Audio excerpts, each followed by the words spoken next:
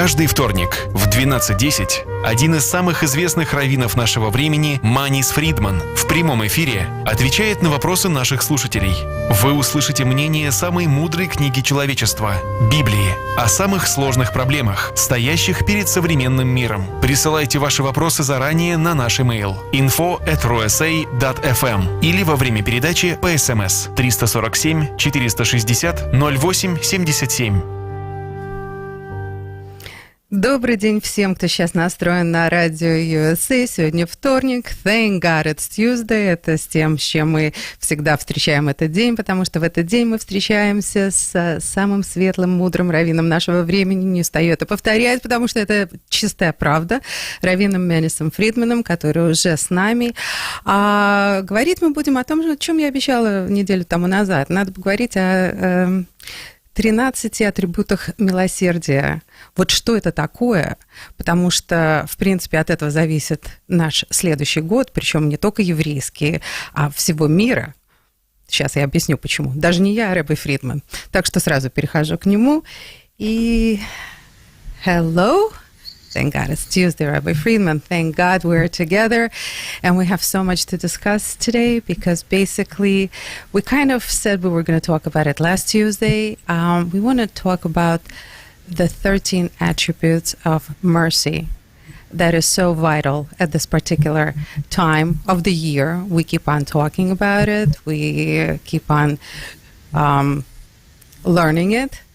But the big question is, of course, what is it? How can we understand it simply? Is there a simple way to understand it? And if we're talking about mercy, where do we see it in our life today? We're talking about God's mercy, of course. Of course.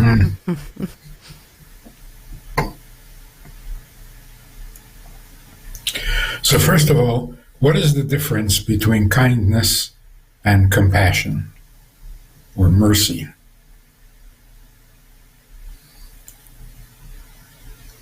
A person is accused of a crime. He is found guilty. So he throws himself at the mercy of the court.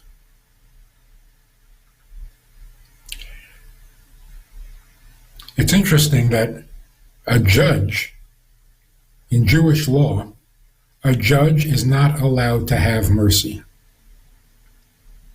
There is no mercy in judgment. And yet, the expression is, you throw yourselves at the mercy of the court. You appeal to the judge's mercy. But he's not supposed to have mercy. He's supposed to be objective. So he's not allowed to favor the rich in judgment, and he's not allowed to favor the poor. Rich and poor have many meanings. You can be rich in different ways and poor in different ways. So the poor guy, the poor guy, give him a break. No. That's not a judge. The judge has to go with the evidence, with the witnesses, with the facts, and rule objectively. He's not allowed to have compassion.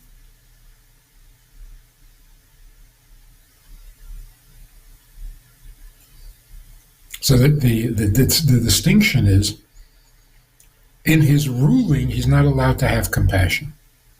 Who's innocent and who is guilty, that has to be completely objective.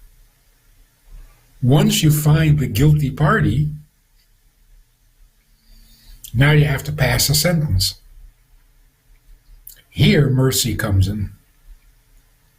Yes, I'm guilty, but have compassion. So you don't have to give me the harshest punishment, give me the lesser punishment. Don't punish me, even though I'm guilty. That's what compassion is. That's very different from kindness. Kindness doesn't find you guilty. Kindness doesn't judge. You need, you get. That's it. Everybody equally, indiscriminately, there is no judgment. Which is better? Let's say in a marriage.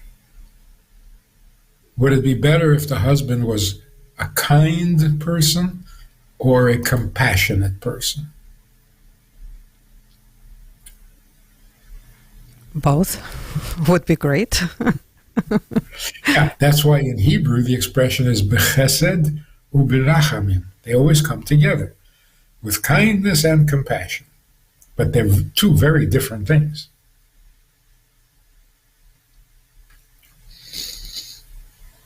It's nice if your husband is non-judgmental.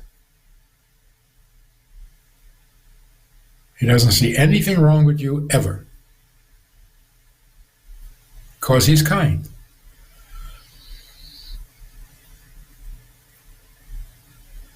There's also something special about compassion. If I do mess up and I am guilty as charged, you're still going to be nice to me. So, if you're in trouble, if you have a guilty conscience, of course you want compassion. You don't expect kindness. You expect a judgment, and after the judgment you need compassion. But there's something more positive than that. Kindness can be very impersonal. You're married to the nicest guy, but he's nice to everybody. He is as nice to the stranger as he is to you, because he's just a nice guy. It's not very personal. Compassion has to be more personal. Of course, there are people who will champion any underdog. If you're in trouble, they're going to come help you. You're in big trouble, they're going to come running to help you. They just love people in trouble. I don't know if that's compassion. I don't know what that is. But when a person has compassion, it means he knows who you are, he knows what's happening in your life, he knows you messed up, and he's going to be good to you. It's much more personal, individual. Like, for example, a generous person, a kind person, may spend an entire day just giving everyone kindness, charity for everybody. You can't do that with compassion. You can't say, everybody I meet, I'm going to be compassionate. What if they don't need your compassion? They're not in trouble. You can't just be compassionate because you want to be. The person you are feeling compassion for has to have a predicament, an issue, a problem, and you are responding to that problem. So it does get to be more personal.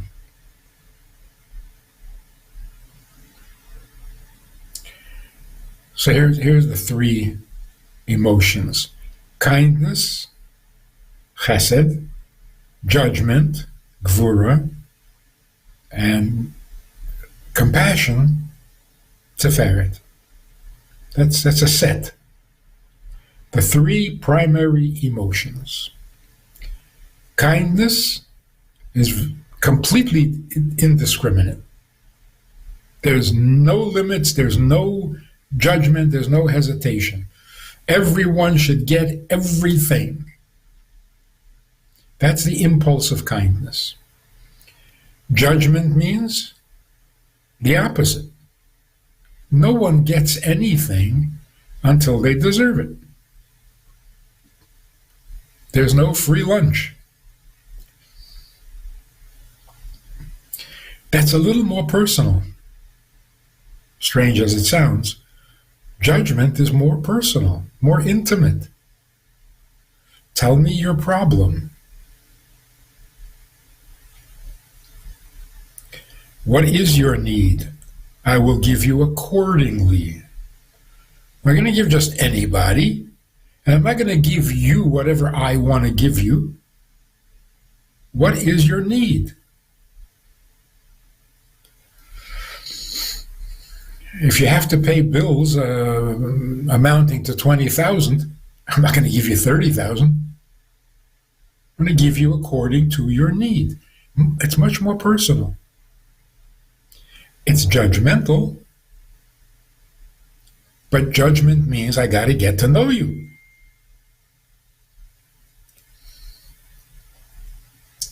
Compassion, which is the third in the set, is even more individual.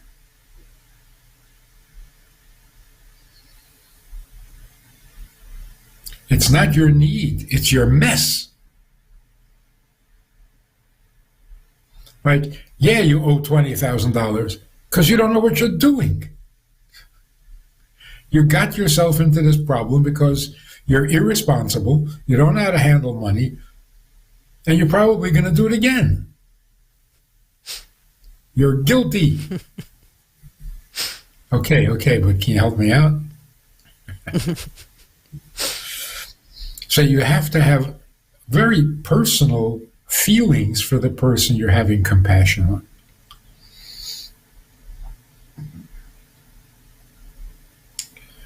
Before Rosh Hashanah and Yom Kippur, which are days of judgment, we really need compassion. We're not going to argue that we're guiltless, we never did anything wrong.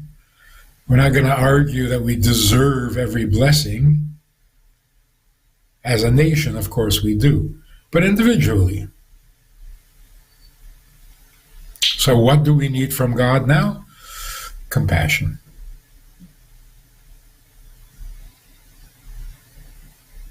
So what happens? You have compassion on the person. You help him out of his predicament. He is so grateful that he does everything right, and now you can give him kindness. So it's a circular thing. It starts with kindness, goes into judgment, then there's compassion, then there's kindness again.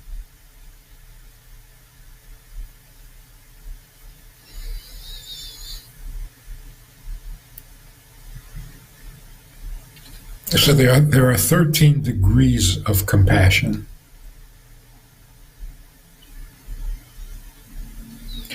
I'm not sure what the English words for them would be.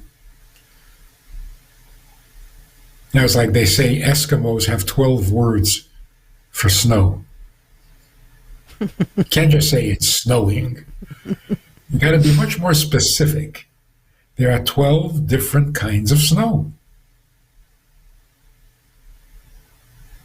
To us, there's only one kind. The one we don't like. We don't like snow, period. But if you're an Eskimo, you get to recognize 12 different kinds of snow. So there are really 13 different elements of compassion. Forgiveness, tolerance,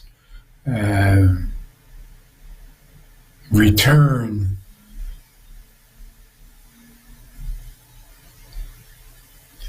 13 different ways in which compassion is expressed. That's what we need in preparation for Rosh Hashanah. Not as a people. As a people, we don't need compassion. We deserve only blessings. But individually, we know nobody's perfect.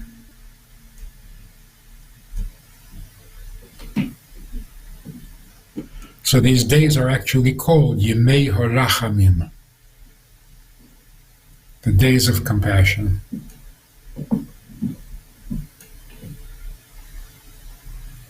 First step in compassion, by the way, is in the brain.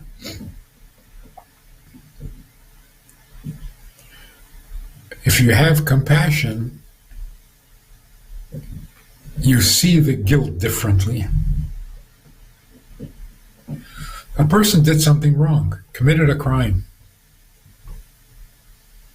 Without compassion, all you see is crime. Bad, no good, not acceptable. If you add a little compassion, all of a sudden the picture changes. Yeah, he committed a crime, but you start to look at the behavior, and to some degree, you find justification. He committed a crime, but it was a crime of passion.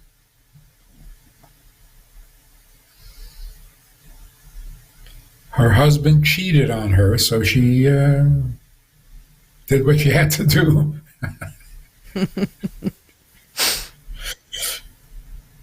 Say, well, murder is murder. Not really. If you have compassion, murder is not just murder. If there was a problem, if there was a passion, if there was hurt, if there was insanity, you find ways of not only making the sentence lighter, but making the crime a little lighter.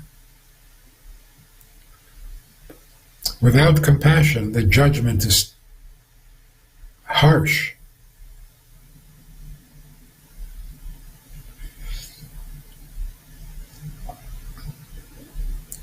I have a problem in the United States and elsewhere.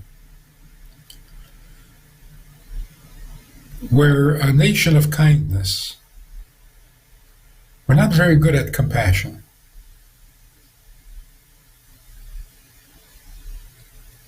So, for example,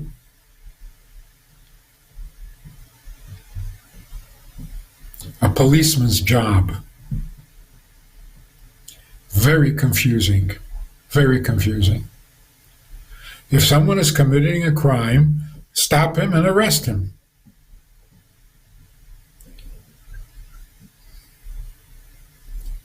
There is no room for the policeman to use his judgment.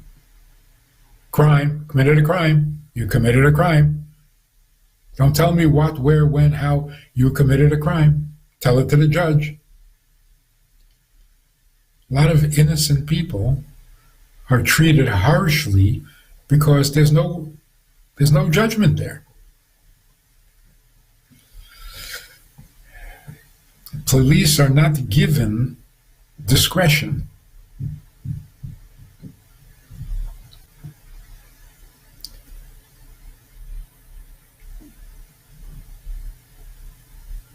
It's very sad.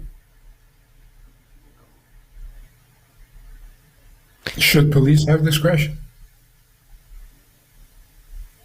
Sounds a little dangerous. Policeman is in a good mood, you get off with your crime. Policeman's in a bad mood, you're going to suffer, whether you deserve it or not. So can you really leave it to the intelligence of the policeman? Is intelligence part of the training? Are they trained on how to think? So should it be up to the policeman? It's a predicament. Police who have no discretion, it's a police state.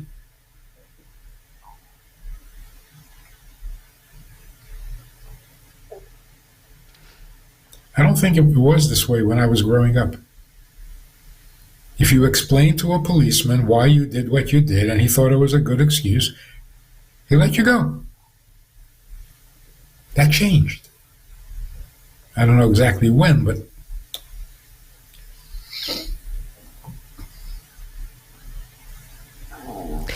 Rabbi Friedman, do we want anybody to have discretion like nowadays? Honestly, I mean, where are these decisions coming from? What are they based on? This is the scary part of our times. Yeah.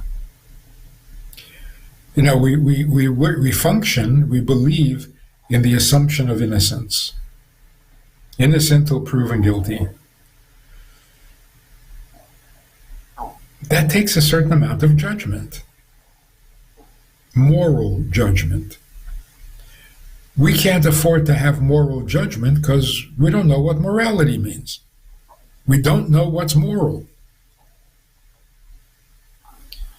And so we're free to allow any thinking. It's got to be all or nothing. Guilty is guilty. I don't care what, where, when, how. And if you feel somebody is innocent, doesn't matter what they did, they're innocent. Rabbi Friedman, you know, I just had this discussion with my son over the long weekend, which we spent together, and we were speaking about the influencers, because the new media are the influencers. And what are the values of all those people that have tremendous millions of people following them and listening to what they have to say and being affected by them? Because all the influencers of yesterday today proved themselves to be anti-Semitic and very one-sided on many, many issues, even though yesterday they seemed conservative and people of the common sense of yesterday. Today, no longer so. So it is very dangerous. It's very dangerous how the world is today. What are the premises that people base their opinion on?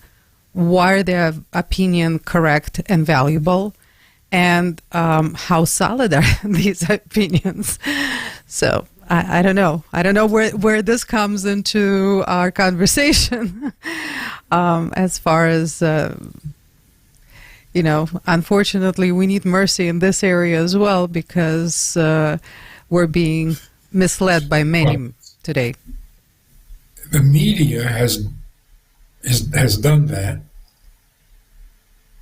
and all our children are exposed to it. There is no thinking. There's only choosing sides. You choose a side. You're anti-Trump. Nothing he does is good. Nothing he does is right. Nothing he says is intelligent. Nothing. It's so preposterous that it's not even believable. You can't take them seriously anymore. And then you have the opposite. Everything he says is right. Everything he does is good. You're not believable.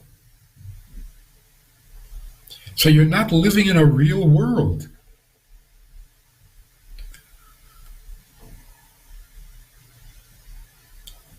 Judges pass sentences for crimes. A guy kills his father, he gets 10 years with parole. A guy doesn't pay his taxes, he gets 30 years, no parole. What is that? Maybe I'm exaggerating, but... No, you're not. There are guidelines, you know, which is also scary. You got to tell the judge what he should or shouldn't do. Obviously, you don't trust the judge's intelligence. There are guidelines. For this sin, you can get between 7 and 10, between 7 and 20. What if he deserves 50? No. For this crime, it's only 20. What is that? See, that's why we need the oral law. You can't have a book that says, for this you get this punishment. For what? For killing someone you get this punishment. You can't live like that. How did he kill him? Why did he kill him? You can't just have it written in stone. For this, you get this punishment. That's why we need the oral law. That breaks it down. there's murder, there's manslaughter, there's involuntary manslaughter, and there's insanity. Rabbi Friedman, can we go back to the 13 attributes of mercy, especially number 4, Raham, compassion? It's listed as number 4. And if the explanation is correct, is where God shows tender mercy, relieving distress and suffering. Having a difficult time, especially with this one. Everything we've just spoke about is distress, is suffering, is confusion that's causing both distress and suffering. Where's the compassion on that one? We have been living through it for a very, very long time. Am I misreading it somehow? Because I'm sure others have the same question.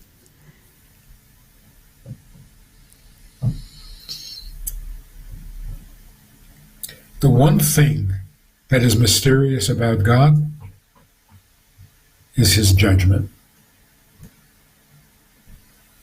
We've admitted it thousands of years. We don't understand his judgment. Everything else we understand. And that's why the question of do bad things happen to good people, it's the one question we can't really handle properly. We don't know. So it's not that God is mysterious. He's not. Only when it comes to his judgment are we mystified. And that's because we don't know what came before, we don't know what's coming after. So it's not that he's trying to be mysterious.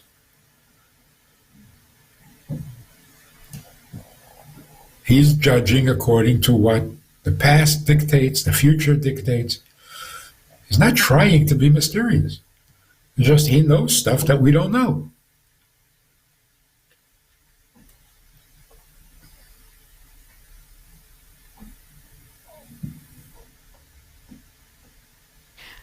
Look, the question is, why would we expect compassion?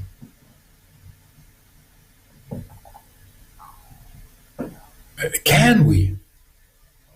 Can you demand compassion?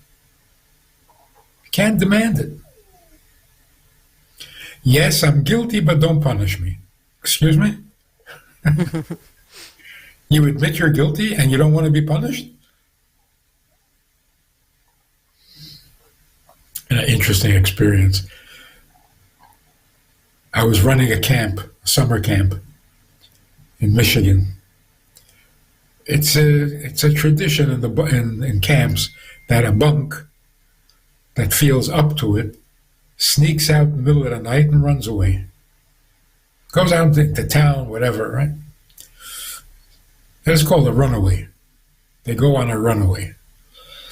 Anyway, this bunk they went on a runaway, and the head counselor was very angry with them and punished them. Like no lunch, something like that, right? Oh, they got so upset. The council was upset. The campers were upset. So I went over to talk to them.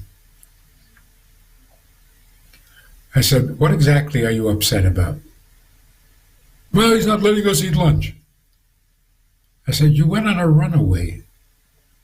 It was fun. What's the fun of it?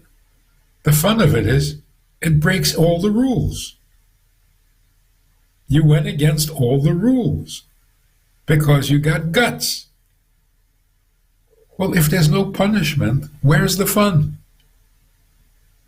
Imagine you come back and the counselor, and the head counselor says, oh, good morning, how are you? Where's the fun of that? You want to come back and have everyone upset with you.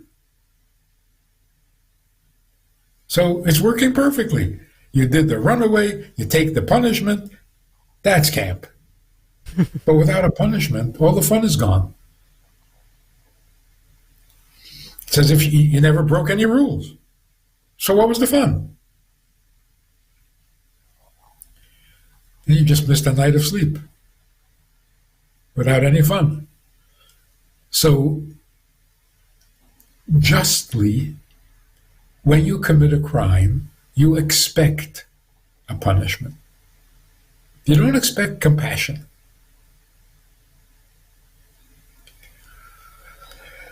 In a society where the criminal expects compassion, you have a lot of immorality.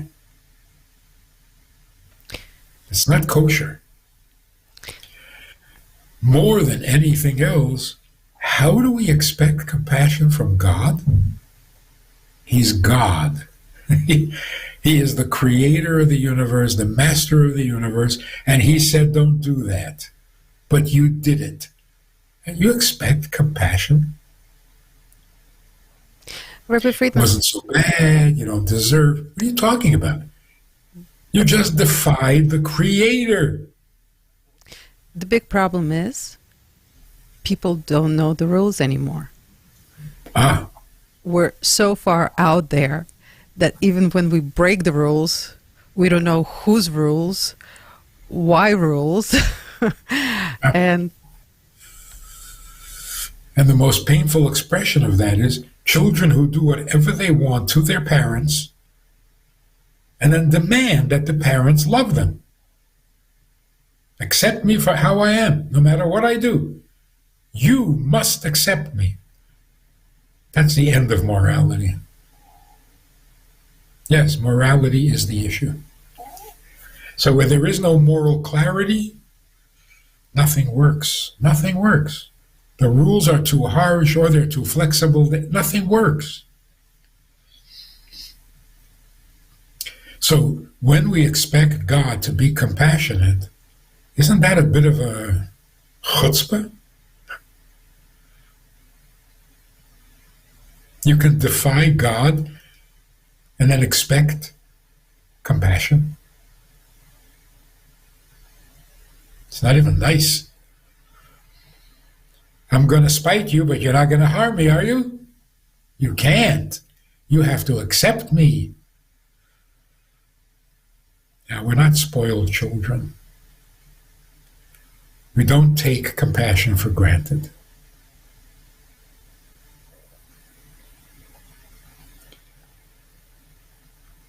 How is it that we do expect compassion? Because God said so. Not that we have a right to demand it. But God said, on Yom Kippur, come to me, I will forgive you. Why? How come? I don't ask any questions. Don't mess it up. He offered forgiveness, go for it. So it's beyond the letter of the law. God does not owe us compassion, but he gives us compassion. So we have to be extremely grateful, not take it for granted, like a spoiled child. Rabbi Friedman, does it mean that his compassion means that we're still here, that he is still recreating the world and we're still in his world? He's still giving us life, basically. Is that what we need to concentrate on? Or are there more things that we should be paying attention to as far as his compassion is concerned? That is a valid argument. He's not giving me everything I want, but I don't deserve everything I want. So what he is giving me, I have to be grateful. The Rebbe once explained, do the punishments in Torah seem a little harsh?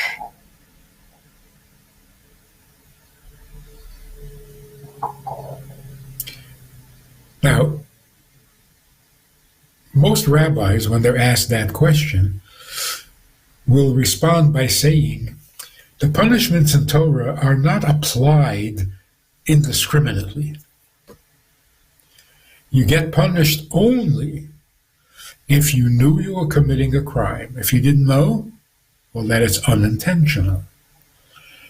How well do you have to know? The two witnesses who will testify that you committed the sin have to warn you before you do it. You know this is a sin, right? And you know what the punishment is going to be if you do it, right? Right. And then he commits the sin within 30 seconds. Something like that. Let's say within a minute, okay? Only then does the punishment apply. But if the witnesses weren't there, nobody warned you, you can say, I forgot. If they tell you, you know it's a sin, right? And they don't say what the punishment is, then you can say, oh, if I knew the punishment, I wouldn't have done it. So they have to remind you that it's a sin and remind you what the punishment will be. Then if you wait a minute before you commit the crime, you can say, I forgot. So the only time the punishment applies is when there are witnesses.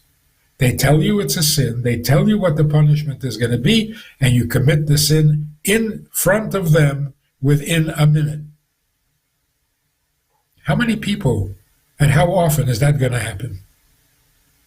Hardly ever. So it's not like, oh, everybody who does that sin is going to die.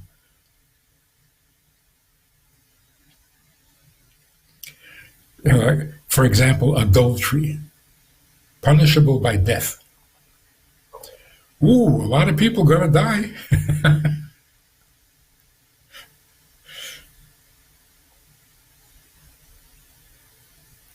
Oh, it's only if there are witnesses.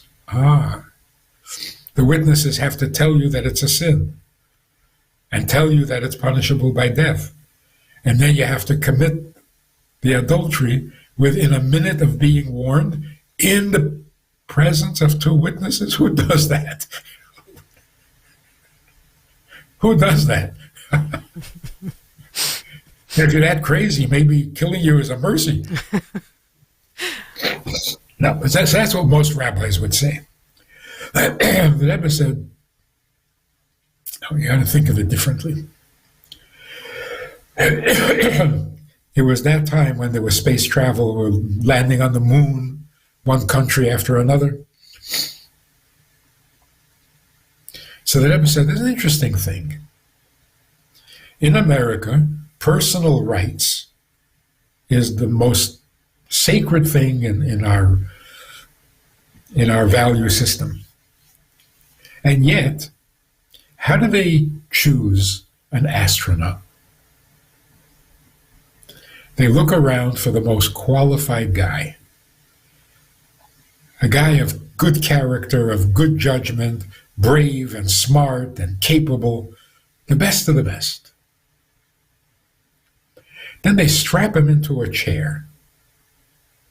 They tell him exactly what to eat and when to eat, and how much to eat. They tell him which buttons he should press and which buttons he shouldn't touch. And all the other details.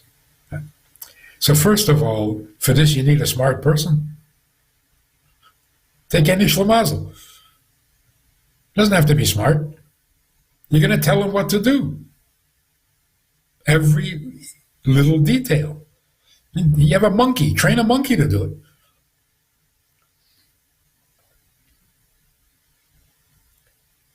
But the main thing is, how do you take away such a person's individual rights? What do you mean? The government is going to tell you when to eat? The government is going to tell you how to sit, what to wear, which buttons you can't touch? Hey, what happened to my rights? Nobody asked that question, the Rebbe says. Nobody is fighting for the astronaut's civil rights. Why? Well, they heard that the space capsule at that time cost $13 billion. They hear $13 billion, oh, no more questions, no further questions. If you're running my $13 billion machine, you do what I tell you.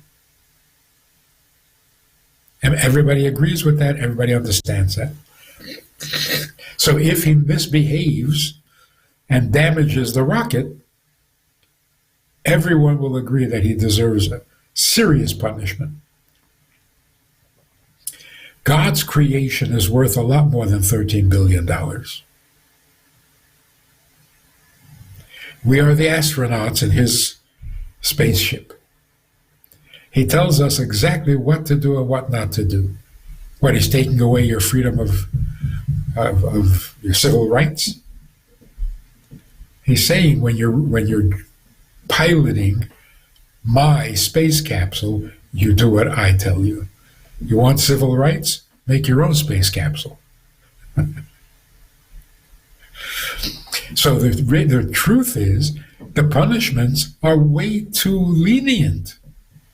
You're messing up God's creation that is worth far more than $13 billion, and you're complaining that you're being punished?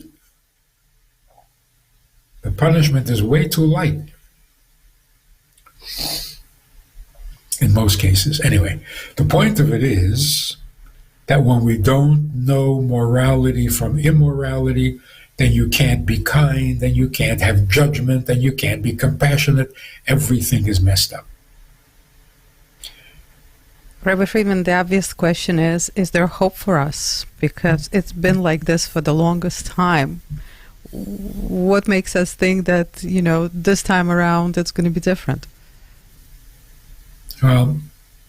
What will it take for the world to become moral?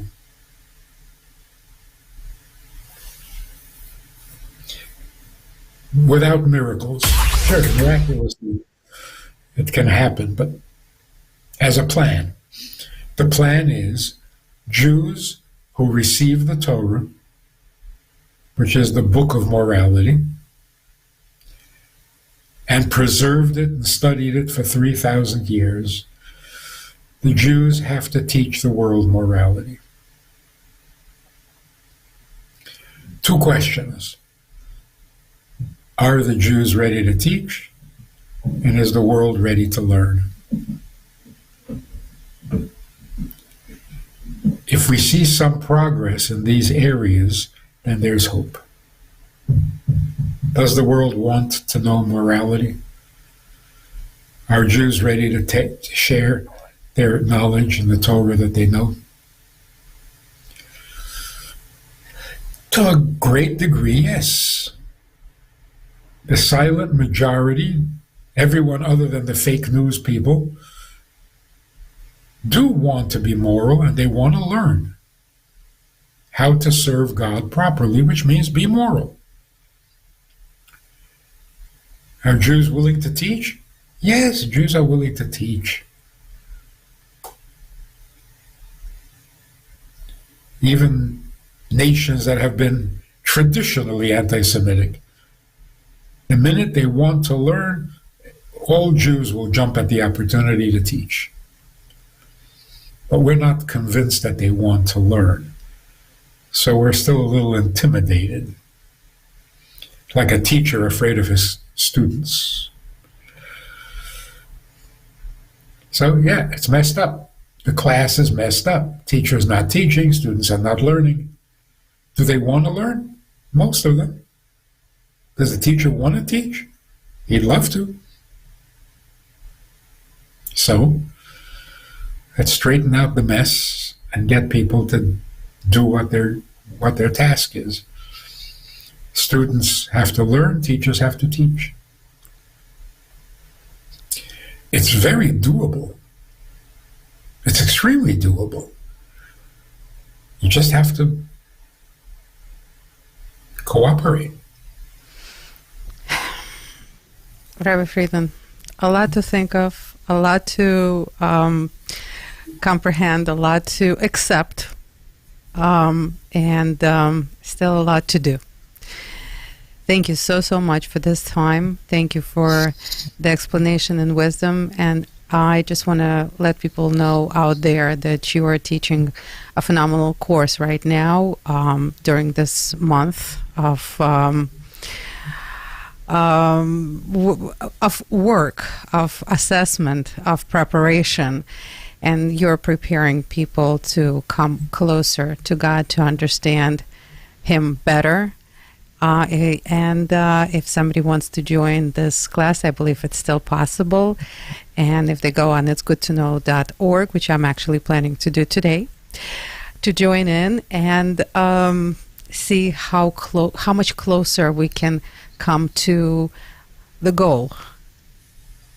And it's everybody's goal. It's not the Jewish people's goal, it's the goal of the world. So hopefully people will join in and we'll make some progress. We still have a little time, so thank you for that, and thank you for this time that you have allocated for us today. Still a lot to talk about, still a lot to understand and comprehend, but the hope is there, so God willing, we're on the right track. So if people are wondering, why do we have days of awe, days of judgment? Why don't we just have days of love? I think what we talked about just now explains it. You don't know how to love without morality. You don't know who to love, you don't know how to love, you don't know when to love. You can't love without morality. You can't judge without morality. You can't punish without morality. You can't do anything if you don't know right from wrong. So to say, oh, let's all just love each other. What a mess that would be.